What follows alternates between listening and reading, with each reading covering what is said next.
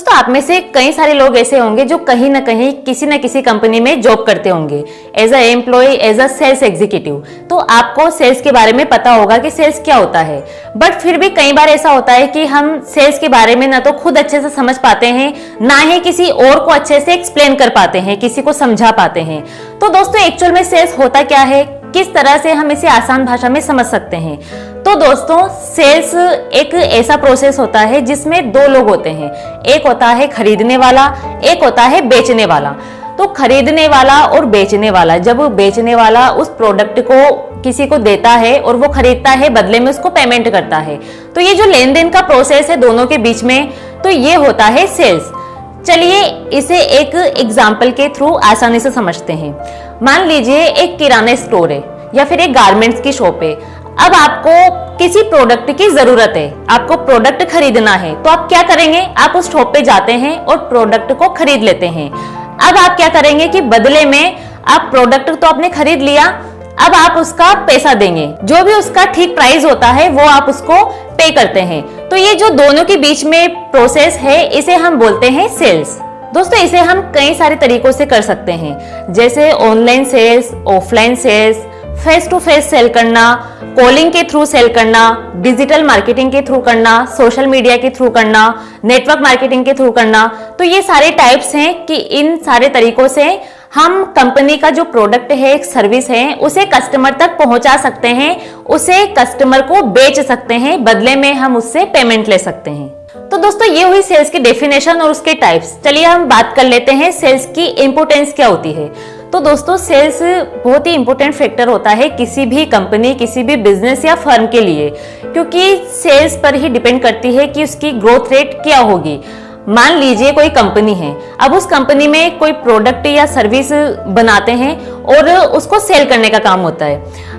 तो कोई कंपनी का जो प्रोडक्ट और सर्विस है, तो अगर वो ज्यादा बिकेंगे नहीं, उसकी सेल कम हो रही है, लोग उसे ज्यादा खरीद नहीं रहे, तो क्या होगा कि लोग खरीदेंगे नहीं, तो पैसा कंपनी में नहीं आएगा, और पैसा नहीं आएगा तो उसका जो ग्रोथ रेट है वो गिर जाएगा, वो डाउन हो जाएगा, और उससे कंपनी पे ये इफेक्ट पड़ेगा कि कंपनी धीरे धीरे लॉस में चली जाएगी। दूसरी तरफ वो कंपनी है जिसका प्रोडक्ट और सर्विस वो भी सेल कर रहे हैं और उसकी डिमांड मार्केट में बहुत ज्यादा है और लोग उसे ज्यादा से ज्यादा पसंद कर रहे हैं, ज्यादा से ज्यादा परचेज कर रहे हैं, तो क्या होगा, ज्यादा प्रोडक्ट बिकेगा तो कंपनी में ज्यादा पैसा आएगा, ज्यादा पैसा आने से उसकी ग्रोथ रेट बढ़ेगी और कंपनी को प्रॉफिट होगा।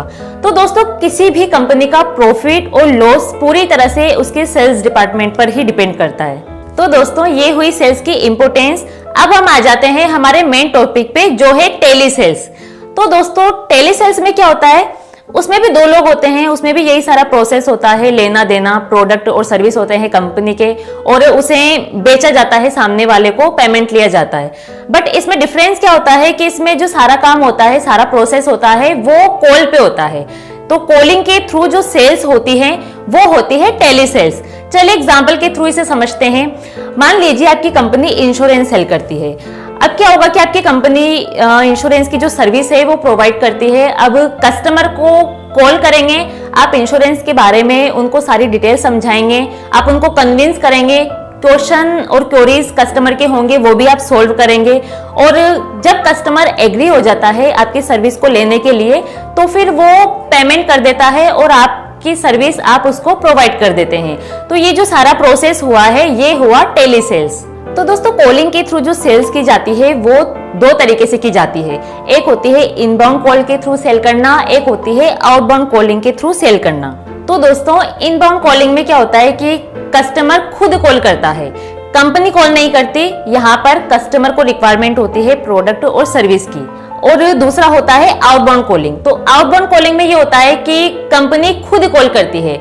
यहाँ पर रिक्वायरमेंट कस्टमर को नहीं होती, यहाँ पर रिक्वायरमेंट होती है कंपनी को, कि कंपनी ये चाहती है कस्टमर उसकी प्रोडक्ट और सर्विस को खरीदे। चलिए इन दोनों को हम एक एग्जांपल के थ्रू समझ लेते हैं। मान लीजिए आप किसी कंपनी में जॉब करते हैं, आपकी कंपनी लोन प्रोवाइड करती है। तो इनबाउंड में क्या होता है कि कस्टमर को ये पता है कि आपकी कंपनी लोन प्रोवाइड करती है, अब उसको रिक्वायरमेंट है, तो वो आपसे आगे से कॉल करती है, वो बोलती है कि हमें लोन की रिक्वायरमेंट है। तो फिर आप उनसे कॉल के थ्रू बात करते हैं, कन्वर्सेशन होता है और कई बार ऐसा होता है कि क्योंकि कॉल उन्होंने किया है, रिक्वायरमेंट उनकी है, तो वो कॉल उसी टाइम कन्वर्ट भी हो जाती है। तो ये होती है इनबाउंड कॉलिंग। इसके अलावा दूसरी तरफ ये होता है कि कस्टमर खुद कॉल नहीं करता आपकी कंपनी में, आप खुद उसके पास कॉल करते हैं, क्योंकि यहाँ पर ये कंडीशन है कि कस्टमर को रिक्वायरमेंट नहीं है, यहाँ पर रिक्वायरमेंट आपकी कंपनी को है। आपकी कंपनी ही कस्टमर को जोड़ना चाहती है, उससे पैसा लेना चाहती है, उससे अर्निंग लेना चाहती है। तो यहाँ क्या होता है कि कस्टमर को आप कॉल करते हैं और उसको रिक्वायरमेंट नहीं है, फिर भी आप उसके बेनिफिट बताते हैं, कई सारी चीजें आप उसको समझाते हैं लोन के बारे में, और कई बार ऐसा होता है कि वो कन्विंस हो जाता है। बट कई बार ऐसा होता है, क्योंकि ज्यादा चांसेस यही होते हैं क्योंकि हमने खुद ने कॉल किया है तो उसको रिक्वायरमेंट ज्यादा नहीं होती, तो फिर वो मना कर देता है, तो वो उसके चांसेस कम होते हैं कन्वर्ट होने के। बट फिर भी हमें उसे फॉलोअप में रखना है, क्योंकि इन फ्यूचर हो सकता है कि वो कॉल हमारी कन्वर्ट हो जाए। तो दोस्तों, इस वीडियो में हमने जाना है कि सेल्स क्या होती है, कितने टाइप की होती है और इसकी इंपोर्टेंस क्या होती है, साथ में टेली सेल्स क्या होती है और इसके टाइप कितने होते हैं। तो ये सब हमने आज की वीडियो में जाना है। तो दोस्तों, वीडियो अच्छा लगा है तो इसे लाइक कीजिए और चैनल को सब्सक्राइब कीजिए और ज्यादा से ज्यादा लोगों तक इसे शेयर कीजिए। तो मिलते हैं नेक्स्ट वीडियो में नए टॉपिक के साथ। Thank you.